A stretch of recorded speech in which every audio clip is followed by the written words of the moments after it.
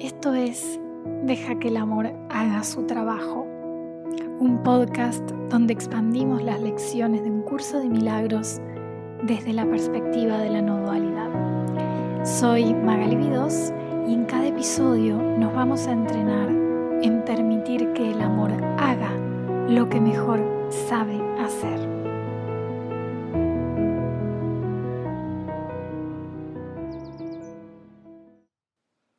Buenos días. Vamos a expandir juntos hoy la lección 46. Dios es el amor en el que perdono. Lo primero, el perdón. El perdón como ese gesto interno de soltar la ilusión. No es un gesto que busca arreglar algo o pasar algo por alto, por ejemplo una ofensa, sino un acto de la mente de soltar la ilusión. Soltar la ilusión de que alguien me dañó, de que hay separación, de que hay culpa, de que lo que veo, lo que me muestran mis sentidos, y mis sentidos solo me muestran separación, es lo único real. Perdonar es dejar de sostener la distorsión, es soltar la película que el ego proyectó sobre una situación, sobre una persona, sobre un contexto, sobre mi cuerpo, sobre un concepto, por ejemplo el dinero, la salud, etc. Y cuando el curso nos dice que Dios es el amor en el que perdono, nos está invitando a perdonar desde el reconocimiento de la verdad que soy.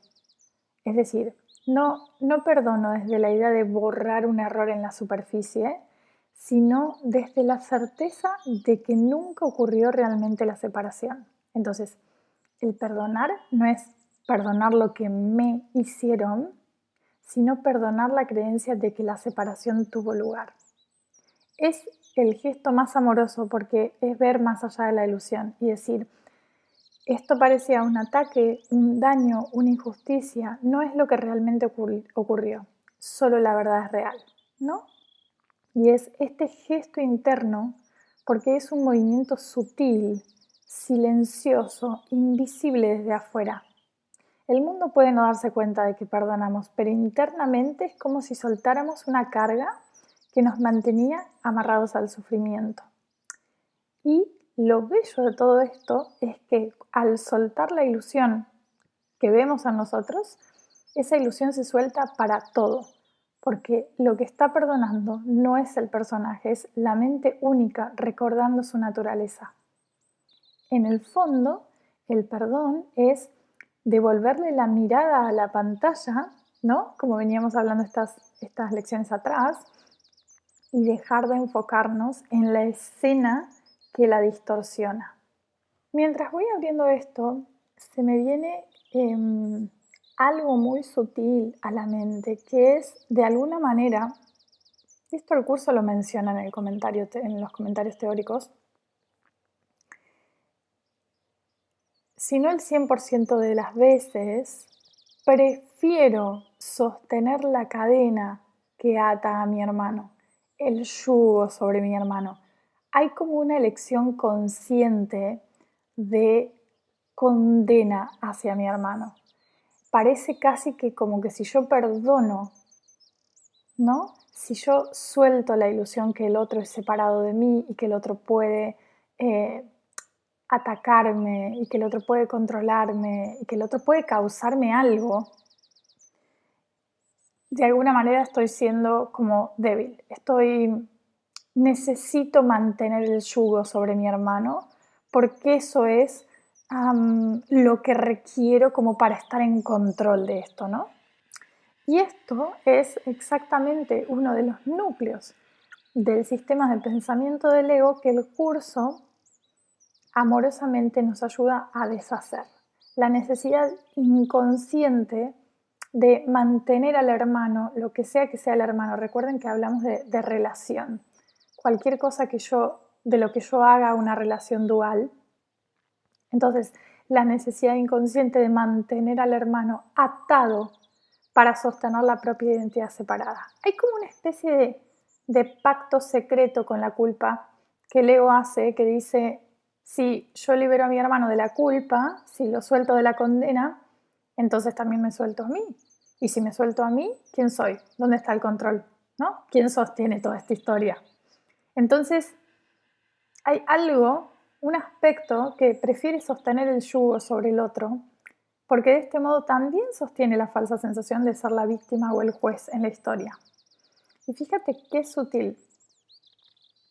El no perdón siempre es una jugada de control, incluso cuando parezca que la víctima está como por debajo y el culpable arriba. En realidad, mientras no perdono, yo controlo la narrativa, mantengo la ilusión de que soy esto y el otro es eso, separado de mí, y así puede justificar mi miedo, mi ataque, mi autodefensa. El curso lo desvela con brutal honestidad cuando dice que la mente no quiere perdonar, porque eso sería perder el dominio sobre la ilusión, perder el trono desde el cual se administra quién es culpable y quién no. Y esto es interesante de ver, porque es el ego en plena defensa. Si perdono de verdad, ¿qué pasa con la identidad que fabriqué como la que tiene razón, como la que fue dañada, como la que tiene derecho a protegerse y atacar constantemente? Entonces, el ego vive de sostener la cadena sobre el hermano, porque esa cadena es la que le da solidez a la percepción separada. Si suelto la cadena, si permito ver inocencia, el juego de roles se deshace. Y sí, aparece como la sensación de debilidad, como si soltar fuera rendirse ante la injusticia o dejarse ganar. Pero el curso nos muestra que en realidad es soltar el campo de batalla entero. Aquello que nosotros vemos como rendirnos es soltar la lucha que tanto nos agota. Entonces, el perdón no es, ok, te perdono, pero vos seguís siendo el otro que me hizo algo, sino te suelto porque ya no creo que estemos separados. Soltar esto es soltarme a mí también, ¿no? Y entonces ahí la debilidad se transforma en fortaleza real, porque no hay nada más fuerte que dejar de defender la separación. Y esto lo vemos muy claro, por ejemplo, quienes vivimos en pareja, ¿no? Se ve muy claro, o quienes convivimos con alguien cercano, cuando entramos en estas discusiones tontas, pero nos estamos dando cuenta de que podríamos frenar en este instante, y sin embargo hay algo más poderoso que nos hace defender nuestra situación hasta que ya el conflicto, o sea, ya se nos fue de las manos, ¿no? O sea, me gusta cuando nos damos cuenta de que en este instante podría frenar y reírme de lo absurdo que estoy haciendo y no lo hago. Y esos son como momentos perfectos donde el curso se vuelve carne, donde deja de ser un texto filosófico y pasa a ser como un espejo de lo que hacemos día a día, que nos va mostrando, nos va deshaciendo. Y ese instante, por ejemplo, en la convivencia es un laboratorio perfecto, porque hay discusiones donde sabemos que podemos frenar, sabemos que podríamos soltar la cadena, reírnos, mirar la escena desde arriba y decir que esto es una payasada. Y sin embargo, hay algo que no quiere soltar. Hay una parte que prefiere tener razón a estar en paz. Una parte que prefiere que el otro siga encadenado a la narrativa del culpable para yo seguir siendo la parte ofendida. Hay beneficios ocultos en ser víctima. Y ahí es donde, aunque el cuerpo está tenso y la mente está muy agotada, el ego dice, no sueltes todavía, es momento de sostener la batalla. Como si sostener la discusión fuera sostener la identidad. Porque si suelto y me río, desaparece todo. ¿Y quién soy sin el rol de víctima, de tener razón en esa escena? Entonces, el curso lo pone muy claro cuando nos muestra que el miedo a la paz es real en la mente no entrenada. La paz verdadera no sostiene la narrativa personal, borra todo conflicto, devuelve la sensación de unidad. Y lo loco es que a veces hasta sentimos que ceder es perder poder, cuando en realidad la verdadera fortaleza sería soltar la historia por completo. Pero hay tanto apego al yo tengo razón que la idea de disolver el juego parece intolerable. Entonces, el curso nos muestra que el campo de batalla no está en la relación, está en la elección de la mente en un microinstante. Ese es el altar donde decidimos, ¿sigo defendiendo la separación con todos los costos que tiene para mí y para el otro? ¿O permito que el amor que soy, el amor en el que perdono, me atraviese? Es hermoso cuando después, horas más tarde, miramos la discusión y decimos, o sea, ¿en serio me estaba peleando por esto? Y sentimos que, aunque el personaje no soltó en el momento, una parte más profunda sí está aprendiendo a ver, ¿no? Ahí es como alquimia fresca, verlo mientras está sucediendo, ver, sí, podría frenar ahora mismo y también ver la resistencia.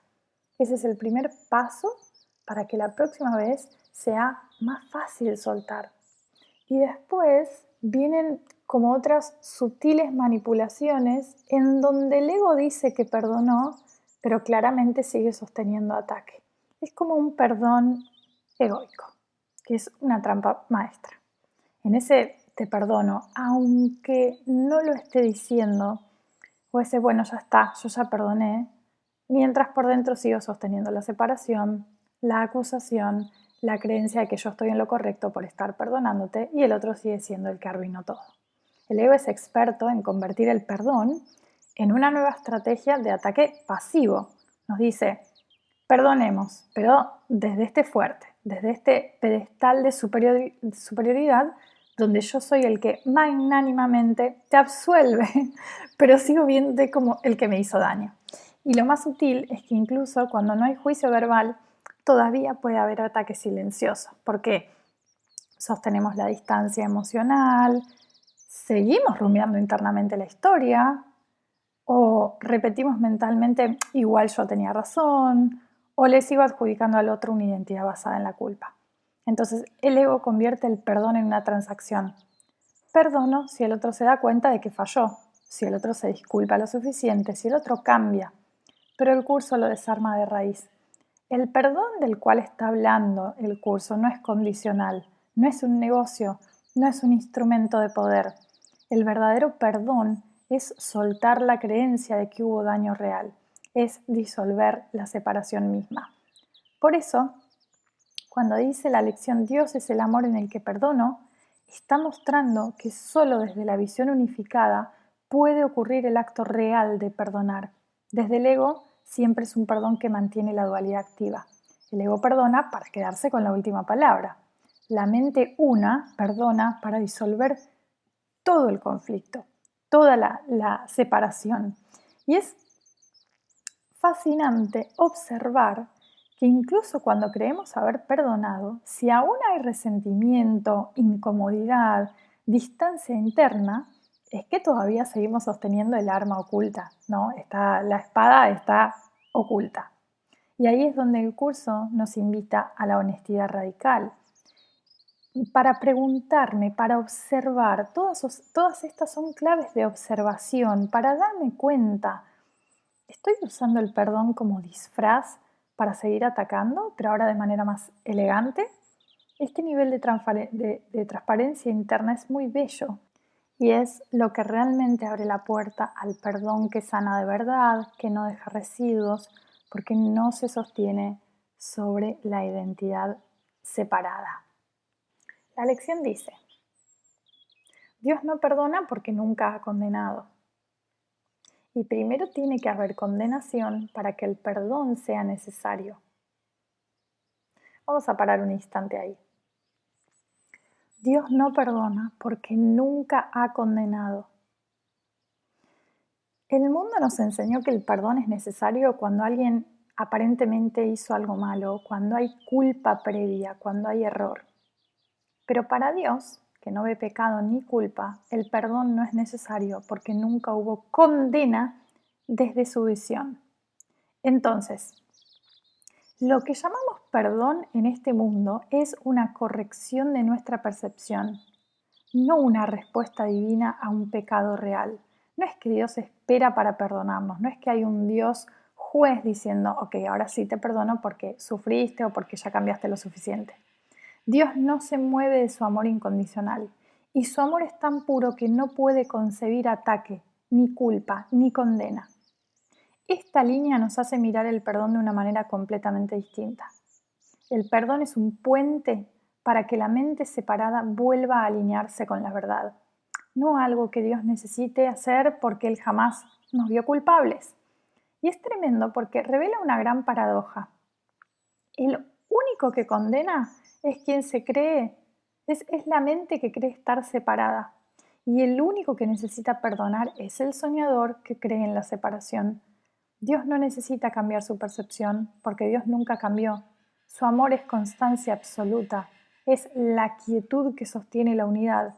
Esta sola frase ya deshace como ese mito del perdón divino, como lo enseña la religión tradicional, y nos lleva a entender que el perdón es mi proceso de soltar la condena que fabriqué yo mismo, ¿no? Es como si el curso nos dijera, no esperes que Dios te perdone o que supuestamente alguien te perdone, porque Dios jamás te condenó. Sos vos el que necesita perdonar para ver con sus ojos. Entonces, Dios no perdona porque nunca ha condenado. A donde me lleva es saber a todo lo que yo condeno. Quiero ver cómo condeno. Esto es importantísimo, porque en lugar de creer que ahora tengo que estar perdonando continuamente y ni siquiera sé bien cómo hacerlo, lo que yo quiero ver es, Dios no perdona porque nunca ha condenado. Ok, hay un aspecto que además está en mí que nunca ha condenado. Necesito verlo, pero para verlo necesito tomar conciencia de la condena que cargo en mi mente. Por ejemplo, hay viento, hay demasiado viento. ¿Eso es una condena o no? ¿Es una condena al clima o no es una condena al clima? Lo puedo ver como solamente como un comentario que dejo al pasar cuando viene alguien y comento que hay demasiado viento este día de hoy. ¿Es una condena? ¿Puedo comenzar a ver, puedo comenzar a tomar conciencia de la dimensión de las condenas que sostengo en mi mente para el mundo, para mi cuerpo, para mí misma, para mis pensamientos, para mis hijos, para personas que me rodean, para políticos? O sea, puedo dimensionar la condena, lo condenador que soy en mi interior. Puedo ver con suma honestidad que cada vez que yo digo cosas como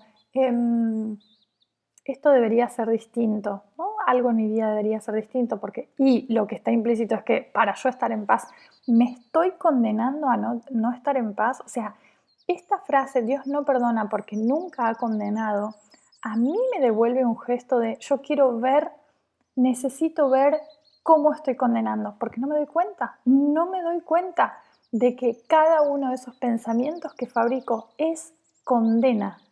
Entonces, esta frase, y ni siquiera no pasamos ni al párrafo 2, es una linterna que nos está entregando el Espíritu Santo, la mente recta, la mente que está en sanidad, para decirnos, vos no tenés que salir a perdonar compulsivamente como tarea, sino empezar a ver con honestidad total dónde y cómo estás condenando. Entonces, este ejemplo que daba yo, ¿no? Hay demasiado viento hoy. Puede parecer un comentario sumamente neutro, pero si lo observamos, es una forma de condena, porque encierra una negación a lo que es. No debería haber tanto viento, el día no está bien, este clima arruinó mi experiencia, esto no me gusta, debería ser distinto. Esa microcondena es el mismo patrón que luego operamos a escalas más grandes. Mi cuerpo no debería tal cosa, mi pareja no debería o debería tal cosa, este país no debería o debería tal cosa, mi mente no debería pensar en esto o debería pensar en lo otro. Cada vez que fabricamos un debería ser distinto, el instante presente, estoy condenando el instante, el momento, la circunstancia, lo que está en mí. Y esa condena sutil es lo que hace necesario después el acto de perdonar. Lo que estamos haciendo es dar el primer paso real del entrenamiento que el curso propone. No te pongas a perdonar sin antes ver con claridad qué es lo que estás condenando, porque ahí está la raíz de la distorsión, ¿no? Entonces, cuando vemos que Dios no condena, que hay una parte, hay un aspecto en mí que tampoco ha condenado, me doy cuenta de que la condena solo ocurre en la mente fabricada, en la mente que olvidó su origen. Y esto abre una honestidad muy bella para con nosotros. ¿Cuántas veces al día me encuentro condenando? ¿Qué estoy condenando? ¿Cuánto de mi narrativa cotidiana es en realidad un juicio, un dictamen encubierto? Entonces, no es que tengamos que empezar a corregir desde el personaje, tipo, bueno, ahora me prohíbo decir que hay viento.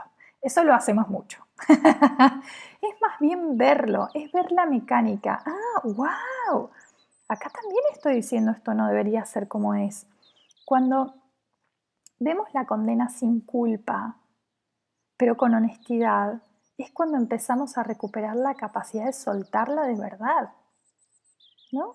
Entonces, al ver que Dios no condena, la lección nos está diciendo, no hay un castigo que temer, no hay una ofensa que reparar, solo hay una percepción errada, constante, que podemos elegir dejar caer, dejar ir.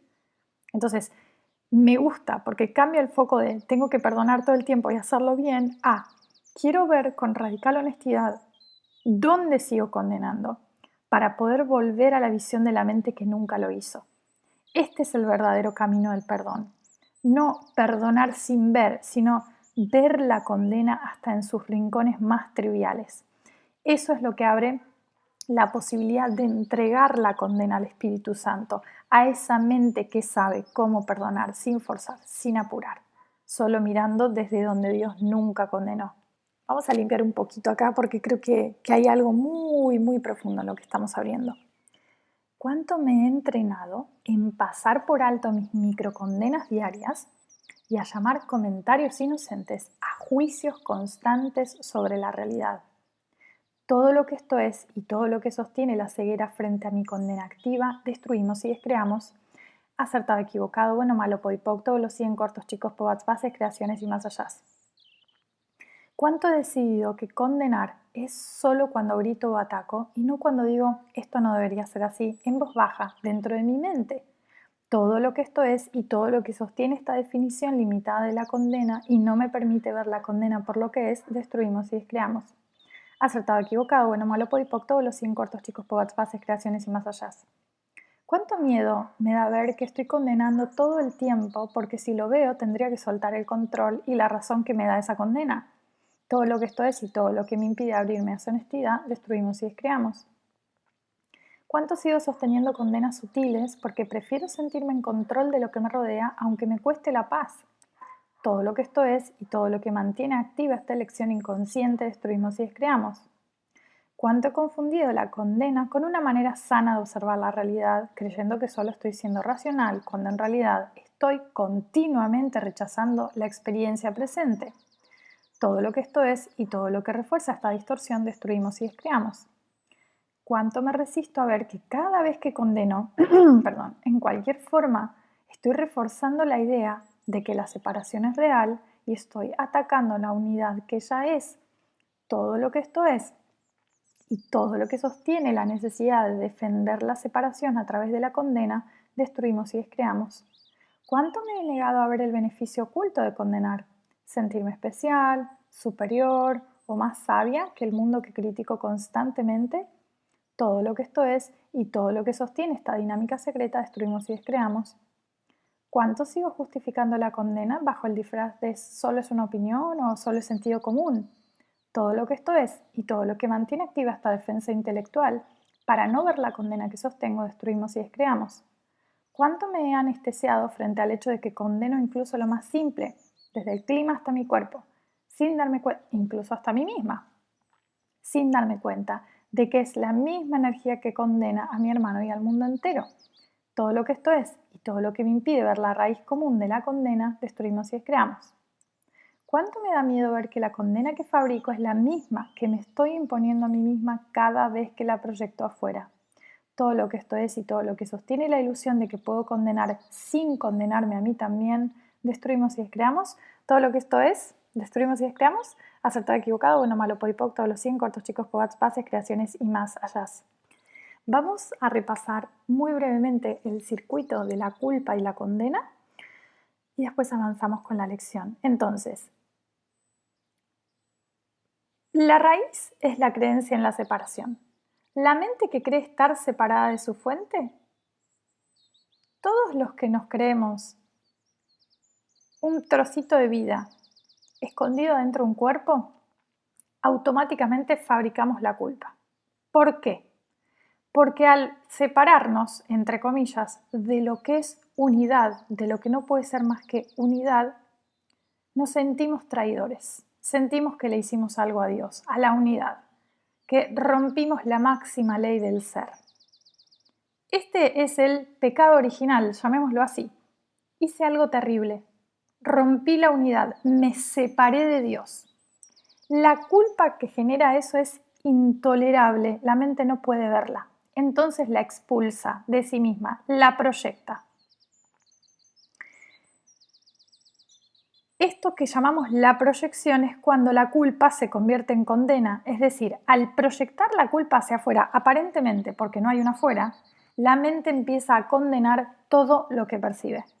Condeno el clima, condeno las personas, condeno mi cuerpo, condeno el pasado, el futuro, la política, la economía, condeno mis propios pensamientos, condeno mi camino con el curso. Esa condena es la proyección de la culpa original. Como no quiero ver que la culpa está en mi elección de separación, la fabrico afuera. El problema está en el otro, en el mundo, en lo externo. Te voy a dar un ejemplo de condena. Cada vez que yo toso o tengo un poquito de catarro, te pido perdón. Yo me autocondeno por aparentemente romper el flujo de esta conversación. Y lo siento, soy muy consciente de cómo hay inmediatamente lo hice mal, ¿no? Aparece esto, lo hice mal, hice algo mal, de nuevo. Después viene como un tercer estadio que es defender la condena activamente. Cada vez que condenamos, estamos atacando.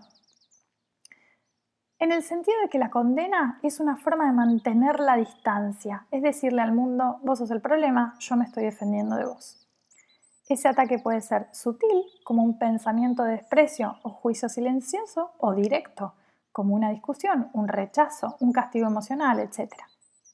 Y el ataque refuerza la idea de que la amenaza está fuera y por ende justifica más condena. Si ataco es porque vos me diste razones para hacerlo, me estoy defendiendo. Y después viene la retroalimentación, culpa que se recicla. El problema es que cada vez que condenamos o atacamos o nos defendemos, reforzamos la culpa interna. ¿Por qué? Porque en el fondo sé que estoy eligiendo la separación. Estoy eligiendo ver error donde Dios no ve ningún error. Entonces vuelvo al punto de partida, me siento más culpable. Para no ver esta culpa la proyecto otra vez, condeno más, ataco más, me siento peor. Y así el ego genera un circuito cerrado que se autoalimenta. Entonces, la creencia en la separación crea inmediatamente culpa inconsciente. La proyecto a la culpa porque la mente no puede sostenerla en sí misma. Creo un mundo para proyectar fuera esa culpa y empiezo a condenar. Luego empiezo a defender mi condena, es decir, comienzo a atacar activamente y atacar reafirma la culpa, me genera más miedo y más sentido de separación. Entonces, el curso nos muestra que este ciclo es lo que mantiene viva la ilusión, porque siempre vuelve a arrancar desde el paso 1 y no tiene fin mientras no veamos la raíz. Cuando lo entendemos así, se vuelve evidente que toda condena, incluso la más chiquita, es la manera de sostener la idea de que la separación es real. Y también es un alivio ver que el perdón, según el curso, rompe este circuito, devolviéndonos al reconocimiento de que nunca hubo condena en la mente real. No pude haberme separado, es solo una idea, es una imposibilidad lógica separarme de la vida que soy. Entonces, no es que el mundo necesita ser arreglado o juzgado bien, es la percepción la que necesita ser corregida para soltar este círculo vicioso. Esto de la culpa es tan maravilloso cuando lo empezamos a ver, porque la culpa es tan inconsciente, pero tan inconsciente que a mí me llevó años darme cuenta de que estaba culpando, de que había culpa en todo. Por ejemplo, cuando yo digo, hay demasiado viento hoy, inmediatamente siento una leve incomodidad. Lo que estoy diciendo de fondo es, el viento es culpable de mi falta de paz. Y así al infinito. Entonces, este circuito del cual estamos hablando acá no es tan fácil de ver, por eso lo traigo a la luz y lo vamos a seguir como repitiendo. No es tan fácil de ver. Incluso yo, cuando voy yo para 10 años cuestionando mis pensamientos, me costó mucho ver dónde había culpa en mis pensamientos. Sin embargo, lo podemos ver si desnaturalizamos el hecho de que si nos reunimos las personas que estamos hoy acá escuchando este podcast, todos en algún nivel de nuestra psiquis pensamos, hay algo mal en mí, lo que soy no es suficiente, estoy haciendo algo mal. O sea, cuando a mí me resulta muy útil, porque claro, como yo doy sesiones 1 a 1, entonces empiezo como a tener data, ¿no? Data de que, wow, o sea, esta semana trabajé con 10 mujeres y todas en el fondo están hablando desde el mismo lugar, desde me falta algo primordial, lo hice mal, no puedo tener paz. Entonces, cuando yo empiezo a mirar la mente distorsionada, la mente fragmentada, me doy cuenta de que el fondo no es como si tengo una jarra de vidrio y no me doy cuenta porque siempre está sucia, y es que en el fondo hay tierra, llamémosle, iba a decir una palabra mala, ¿no? Eso que está en el fondo no lo vemos nunca. De hecho, yo no lo he visto en ninguna enseñanza. El curso es la única enseñanza que me muestra el nivel de culpabilidad de la mente aparentemente fragmentada. Y de ahí viene el hecho de que con todas las clientas que trabajo, con todos mis pensamientos, los pensamientos que yo voy cuestionando, de fondo lo que aparece cuando abrimos un poquito los ojos es culpa. Si no, no tendría sentido que una mente de la nada empiece a atacarse a sí mismo de la manera en que lo hacemos cotidianamente. Cuando a mí me dicen cosas como, no, pero los niños vienen con inocencia, yo cuando era muy pequeña, yo ya sentía vergüenza de mis padres y de mí desde muy temprana edad. No, yo no viví mi infancia con inocencia. Y esto no es algo que haya sido por mis padres.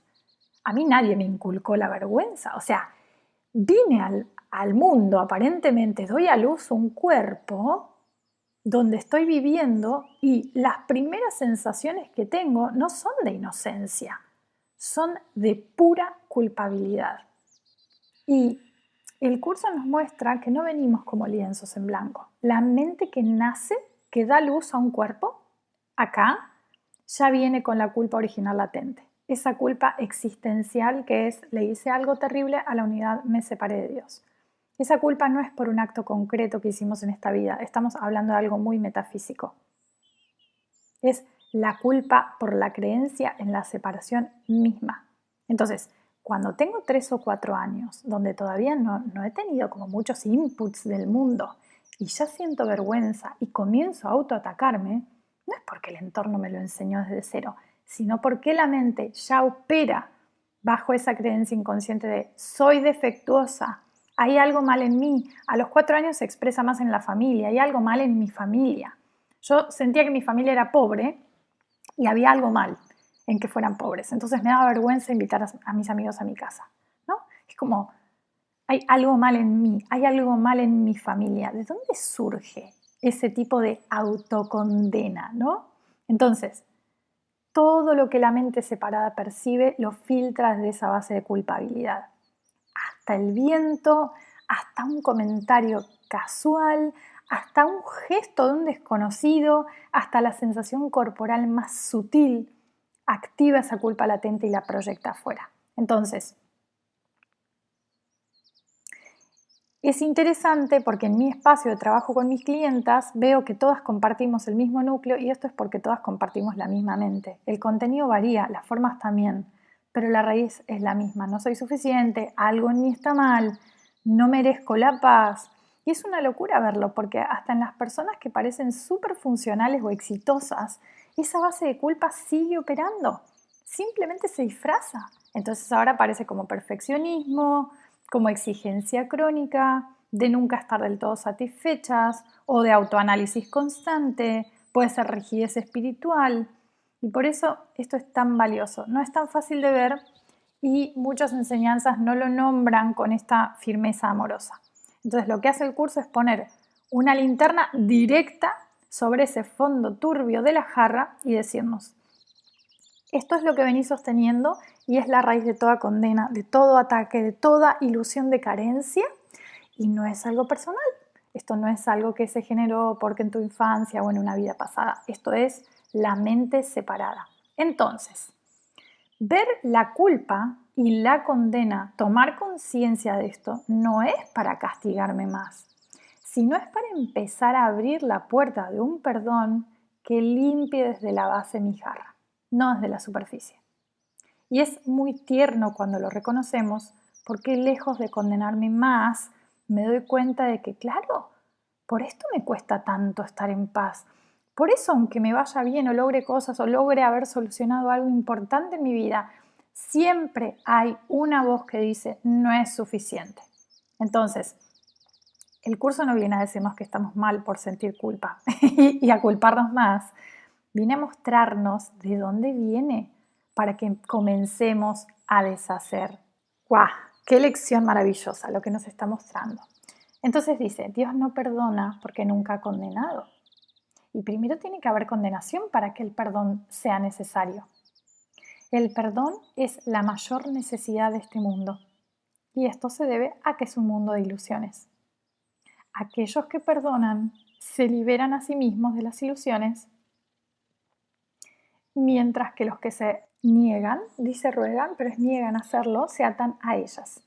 De la misma manera en que solo te condenas a ti mismo, de igual modo solo te perdonas a ti mismo. Pero si bien Dios no perdona, su amor es, no obstante, la base del perdón. El miedo condena y el amor perdona. El perdón, pues, deshace lo que el miedo ha producido y lleva de nuevo a la mente a la conciencia de Dios. Por esta razón, al perdón puede llamársele verdaderamente salvación. Es el medio a través del cual desaparecen las ilusiones. Vamos a recapitular el circuito de la culpa, porque acaba de aparecer algo importante que es el miedo. Entonces, me creo, o sea, lo primero, la raíz de todo es creencia en la separación. Me creo separada de Dios, creo que rompí la unidad que es Dios y eso genera culpa existencial. Traicioné al amor, rompí el todo. Aparece la culpa inconsciente que es intolerable, la mente no la puede enfrentar. La culpa aparece como he hecho algo terrible y la vemos como hay algo mal en mí, sí, estructural. Aparece, es decir, la culpa activa este miedo al castigo. Dios me va a castigar, la vida me va a cobrar esta traición. El miedo es la sensación de algo malo se acerca, algo me va a pasar.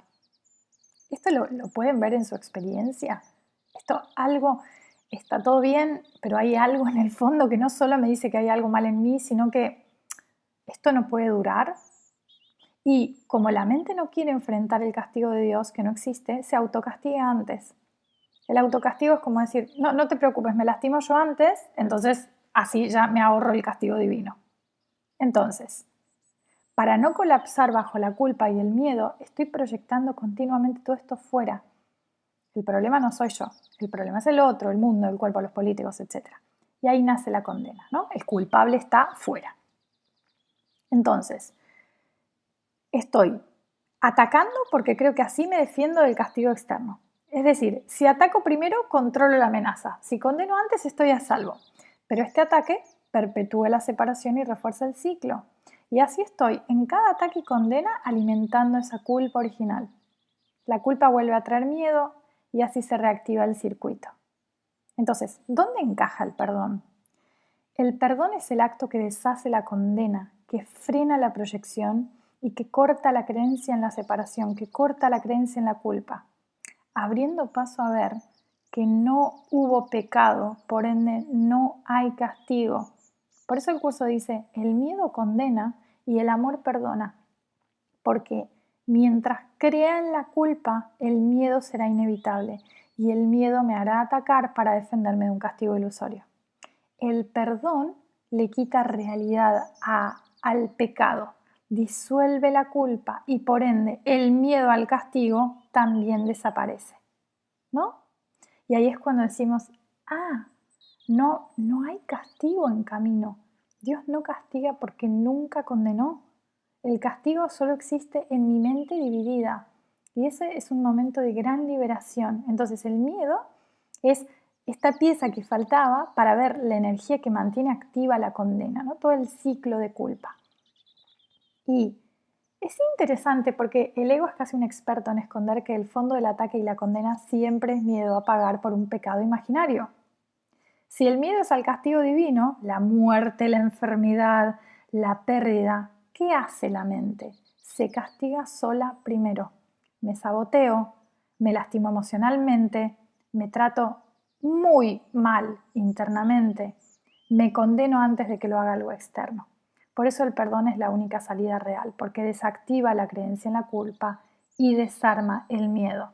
Y fíjate cómo aquí estamos hablando de algo estructural. El hecho de que yo me hable mal entre comillas, me hablo pésimo, el hecho de que viva en autoataque, diciéndome que no puedo, que va a salir mal, que ahora tengo otro problema enfrente, que algo malo me espera, que hay algo mal en mí, que vivo en insatisfacción, todo este autoataque no se soluciona cambiando mi autoestima. Esto no es un problema de autoestima, es un problema estructural de la psiquis. Y me parece clave mencionarlo, porque muchísimas enseñanzas o herramientas se quedan en la superficie cuando abordan este tema. El autoataque no es solo me falta amor propio o necesito mejorar mi autoestima. Eso es intentar limpiar la jarra por fuera mientras la tierra, que decir que hay tierra dentro de la jarra sería algo lindo, hay algo todavía más oscuro, sigue dentro. La raíz es mucho más profunda, la estructura de la mente separada está basada en la culpa y el miedo. Y esa estructura es la que sostiene la maquinaria del autoataque. No es simplemente que tengo pensamientos negativos sobre mí, pero esto se empieza a hacer cada vez más autoevidente. Al principio creo que tengo pensamientos negativos respecto de mí y después me empiezo a dar cuenta de que vivo en un ciclo de autocondenación. Y es que la mente dividida se percibe a sí misma como una traidora que merece ser castigada y entonces se autoataca constantemente para hacer justicia antes de que Dios, la vida o el universo la castiguen. Ese es el núcleo.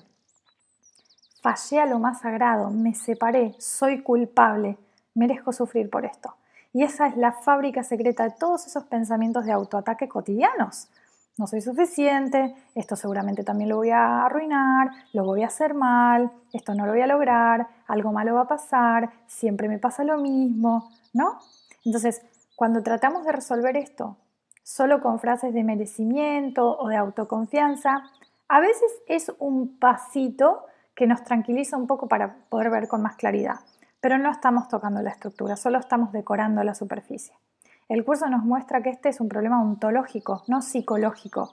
La mente cree que rompió la relación con Dios y que merece pagar por ello. Entonces se autoagrede, se autoexige, se sabotea, incluso enfermando para cumplir con esa creencia. Por eso esto no es un problema de autoestima y acá es donde el curso toma una dimensión tan interesante, ¿no? Porque nos muestra que es la lógica interna de la mente que se cree separada y que ha aceptado inconscientemente que merece un castigo. Y la única salida es ir al origen y empezar a ver que nunca hubo separación, nunca hubo traición y por lo tanto no hay nada que pagar. Y ahí es donde el perdón corta la raíz. No es que mejora la autoestima del personaje, desmantela la culpa que sostiene todo el autoataque y le devuelve a la mente su llenura. Esto de que le devuelve a la mente a su llenura, esto no es un proceso de automejora de mi psiquis, no es psicológico, no es que el personaje ahora vuelve a la llenura, es ontológico. Entonces, lo que estamos haciendo no es una mejora del personaje, no es que ahora el personaje empiece a sentirse más lleno de sí mismo, no es una mejora en la historia de yo, ni en su autoestima, ni en su narrativa, es que la mente, al recordar la verdad, deja de identificarse con la estructura fragmentada y se vuelve a reconocer como lo que siempre fue, la plenitud misma, la totalidad de ser que no puede dejar de ser. Entonces, cuando la mente vuelve a su fundamento real, aquí la palabra fundamento que usábamos ayer, no está pasando de baja autoestima a alta autoestima. ¿Qué es alta autoestima? Está deshaciendo la creencia de que alguna vez estuvo separada o vacía. Entonces, no es que la mente recupera su valor personal o su fortaleza psicológica, es que deja de creerse un personaje defectuoso y reconoce: soy la mente sagrada que Dios creó, indivisible, inocente, plena. Y ahí no hay un yo mejorado, hay recuerdo de la unidad. Por eso el curso nunca nos lleva a que nuestro yo pequeño se convierta en un yo mejorado. Nos lleva a desaprender la idea de que éramos un yo pequeño en primer lugar. Nos lleva como a que la mente recupere su ontología real, su ser, que es la mente única. Es una con la vida que le es, ¿no? Que es la plenitud en la que no falta nada. Entonces, no es que ahora el muñequito del videojuego aprenda a moverse mejor, es que se da cuenta de que está hecho de pantalla. Y ahí es cuando la jarra ya no necesita ser limpiada, porque recordamos que nunca fue una jarra separada y por lo tanto nunca estuvo sucia. Siempre fue agua infinita, campo completo, plenitud que no deja de ser. Y ahí es el momento donde la mente deja de ser una mendiga de autoestima y se vuelve la conciencia que descansa en su propia abundancia original. Esto es ontología pura, esto es plano del ser, no del yo que necesita arreglarse. Voy a leer de corrido la lección porque creo que hasta acá abrimos un montón, entonces vamos juntos a terminar de leer esta lección. Los ejercicios de hoy requieren por lo menos 3 sesiones de práctica de 5 minutos completos y el mayor número posible de las más cortas. Como de costumbre, comienza las sesiones de práctica más largas repitiendo la idea de hoy para tus adentros. Cierra los ojos mientras lo haces y dedica 1 minuto o 2 a explorar tu mente en busca de aquellas personas a quienes no has perdonado. No importa en qué medidas no las has perdonado, o las has perdonado completamente o no las has perdonado en absoluto. Si estás haciendo los ejercicios correctamente, no deberías tener ninguna dificultad en encontrar un buen número de personas a quienes no has perdonado. En general, se puede asumir correctamente que cualquier persona que no te caiga bien es un sujeto adecuado. Es decir, no es solamente mi ex novio que me metió los cuernos una vez. Bueno, ese también. Pero cuando el verdulero me responde algo que a mí no me gusta, ese también no me cae bien. Menciona cada una de ellas por su nombre y di: nombre, Dios es el amor en el que te perdono. El propósito de la primera fase de las sesiones de práctica de hoy es colocarte en una posición desde la que puedes perdonarte a ti mismo. Después que hayas aplicado la idea a todas las personas que te hayan venido a la mente, di para tus adentros: Dios es el amor en el que me perdono a mí mismo. Fíjate lo que está haciendo el cuerpo. La delicadeza y la precisión quirúrgica con la que nos va guiando en esta práctica. Primero nos lleva a mirar afuera, hacia esas personas que no nos caen bien, hacia los otros, que parecieran ser los responsables de nuestra incomodidad, nuestro rechazo, nuestra irritación, nuestro disgusto. Y una vez que ya abrimos la puerta hacia esos otros, nos hace dar un paso. Dios es el amor en el que me perdono a mí mismo. Es como si dijera: todo esto que proyectaste en ellos es la misma condena que aplicaste sobre vos. No hay 2 condenas, solo una que se ve reflejada en todo. Y acá es cuando la estructura entera del autoataque y la proyección empieza a desarmarse. Porque ¿qué hace el ego? Cree que la culpa es intolerable, la proyecta hacia afuera, el otro es el problema, y después la vuelve contra sí mismo. Soy un desastre porque sigo atrapada en estas emociones de mierda. Entonces, mantiene la doble condena, afuera y adentro constantemente. Pero el curso con esta práctica nos devuelve directo al núcleo, diciendo: no es entre vos y ellos, es una sola creencia de culpa que necesita ser perdonada en tu propia mente. Y lo hace con una ternura increíble. Dios es el amor en el que me perdono a mí mismo. No es yo tengo que perdonarme, yo debería soltar la culpa, sino hay un amor ya disponible en el que estoy siendo perdonado. me permito recordar esa gracia. Y es tan bello cuando empezamos a reconocer que todo perdón es autoperdón, porque la condena siempre estuvo dentro de la mente. Incluso cuando parece que es el otro quien me molesta, me irrita o me hiere, siempre es mi interpretación proyectada la que necesita ser sanada. Por eso no es solo el ex, es el verdulero, es la pareja actual, es la amiga, es la amiga que me mandó un emoticón pero no otro emoticón, él es el desconocido en la calle, es el que va delante mío conduciendo y no pone el guiño, es el chofer que parece que va en el colectivo manejando como si fuera un tonto. Cualquiera que no me cae bien es un rastro de condena interna activa. Entonces, el curso, sin dejar de ser tierno, no nos deja escaparnos, nos lleva a ver la estructura completa en acción. Y luego dice, dedica luego el resto de la sesión a añadir ideas afines tales como: Dios es el amor con el que me amo a mí mismo. Dios es el amor en el que me alzo bendecido. El modelo a seguir en cada aplicación puede variar considerablemente, pero no se debe perder de vista la idea central. Podrías decir, por ejemplo, no puedo ser culpable porque soy el Hijo de Dios. Ya he sido perdonado. El miedo no tiene cabida en una mente que Dios ama. No tengo necesidad de atacar porque el amor me ha perdonado. La sesión de práctica debe terminar, no obstante, con una repetición de la idea de hoy en su forma original. Las sesiones de práctica, más cortas, pueden consistir ya sea en una repetición de la idea de hoy en su forma original o en una afín, según prefieras. Asegúrate, no obstante, de aplicar la idea de manera más concreta si surge la necesidad. Esto será necesario en cualquier momento del día en el que te percates de cualquier reacción negativa hacia alguien, tanto si esa persona está presente como si no. En tal caso, dile silenciosamente: Dios es el amor en el que te perdono. Y para cerrar esta lección, fíjate que el curso nos está entrenando en percatarnos, en darnos cuenta de que estoy atacando.